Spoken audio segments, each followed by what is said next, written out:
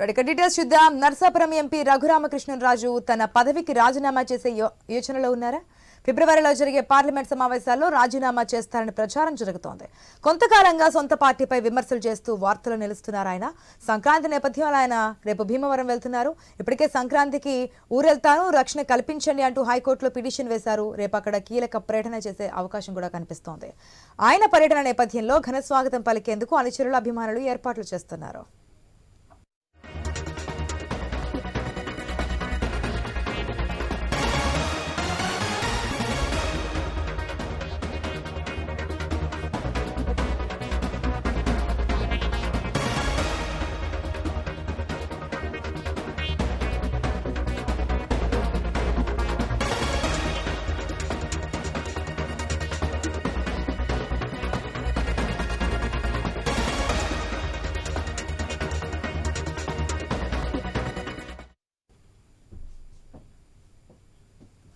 Narsapuram MP Raghuramakrishnaraju తన పదవికి రాజీనామా చేసే ఆలోచనలో ఉన్నారా?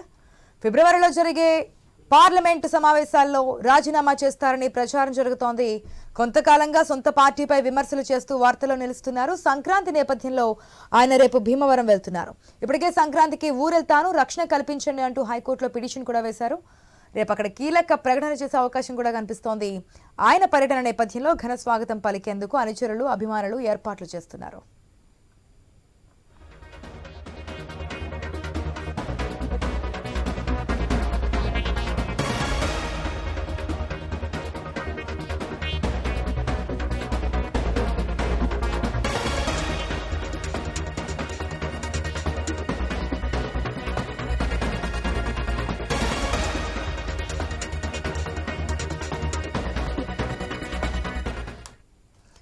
రైట్. నర్సాపురం ఎంపీ రఘురామకృష్ణరాజు తన పదవికి రాజీనామా చేసే ఆలోచనలో ఉన్నారా?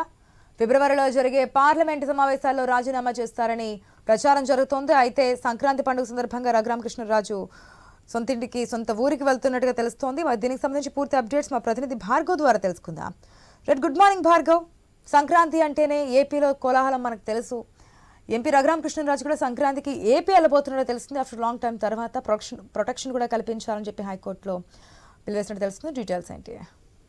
గుడ్ మార్నింగ్ ఆశ. వైసీపీకి రాజీనామాపై కూడా ఈ రోజు రఘురామకృష్ణరాజు ఒక కీలక ప్రకటన చేయబోతున్నారు. మధ్యాహ్నం 1 గంటకు ఆయన రచ్చబండ నిత్యం కూడా నిర్వహిస్తూ ఉంటారు. అందులో ఈ ప్రకటన చేసేటువంటి అవకాశం ఉన్నట్లు మనకి సమాచారం అయితే అవుతుంది. అంతేకాకుండా పార్టీతో పాటు ఫిబ్రవరిలో జరిగేటువంటి పార్లమెంట్ సమావేశాలలో కూడా ఎంపీ పదవికి కూడా ఆయన రాజీనామా చేసేటువంటి పరిస్థితి కూడా ప్రస్తుతం అయితే మనకు ఖచ్చితంగా కనిపిస్తోంది. ఎందుకంటే ఇప్పటి వరకు గత 3 సంవత్సరాలుగా వైసీపీ ప్రభుత్వంపై వ్యతిరేకత వ్యక్తం చేస్తూ ఆ పార్టీకి చెందినటువంటి కీలక నేతలపై కూడా అనేక వ్యాఖ్యలు నేరుగానే ఆయన చేస్తూ వచ్చారు. నిత్యం రచ్చబండ కార్యక్రమంలో ఏపీ ప్రభుత్వంపై తీవ్రంగా కూడా వ్యాఖ్యలు చేసినటువంటి ఆయన అక్కడ ఉన్నటువంటి తప్పులను ఎత్తి చూపుతూ అలాగే వారికి సంబంధించినటువంటి అనేక వ్యాఖ్యలు దుమారం కూడా రేగినటువంటి పరిస్థితి ఉంది. ఈ తరుణంలోనే గడిచిన 3 ఏళ్లుగా ఆయన నర్సాపురం పార్లమెంట్ కి గానీ ఏపీకి గానీ దూరం అయ్యారని చెప్పుకోవచ్చు. ఎందుకంటే ప్రభుత్వం గతంలో ఆయన సిఐడి ద్వారా అరెస్ట్ చేయించడం గానీ ఆయనపై దాడి చేయించడం జరిగింది. ఆ తర్వాత ప్రధాని మోదీ పర్యటన భీమవరం వచ్చిన నేపథ్యంలో ఆయన నర్సాపురం బయలుదేరి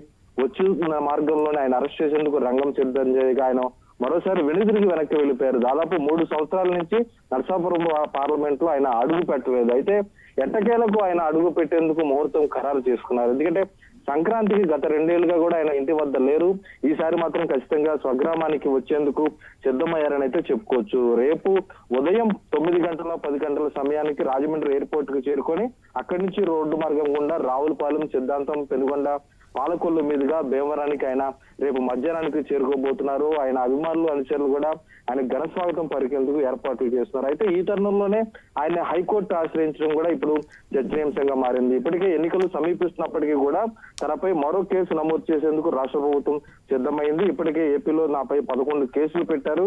మరో కేసు కూడా పెట్టి తనను ఏపీకి వెళ్లకుండా అడ్డుకునేటువంటి అవకాశం ఉంది. కాబట్టి తనకు రక్షణ కల్పించాలంటే ఆయన హైకోర్టులో పిటిషన్ దాఖలు చేశారు. దీని నేపథ్యంలోనే దానిపై తీవ్ర చర్చ నడుస్తుంది. మరి రేపు పొద్దున ఆయన సకాలంలో స్వగ్రామానికి వస్తారా, లేకుంటే పోలీసులు మరోసారి అడ్డుకుంటారనేది కూడా ఖచ్చితంగా ఉత్కంఠను రేపుతున్నటువంటి పరిస్థితి కూడా ఉంది. ఏపీలో వ్యాప్తంగా అనేక మంది వైసీపీ నేతలు కూడా రాజీనామా చేసిన తరుణంలో ఈయన కూడా ఈ రోజు రాజీనామాకు సంబంధించి ఎప్పుడు తేదీని ప్రకటిస్తారనేది కూడా అందరూ వేచి చూస్తున్న పరిస్థితి అయితే కనిపిస్తుంది.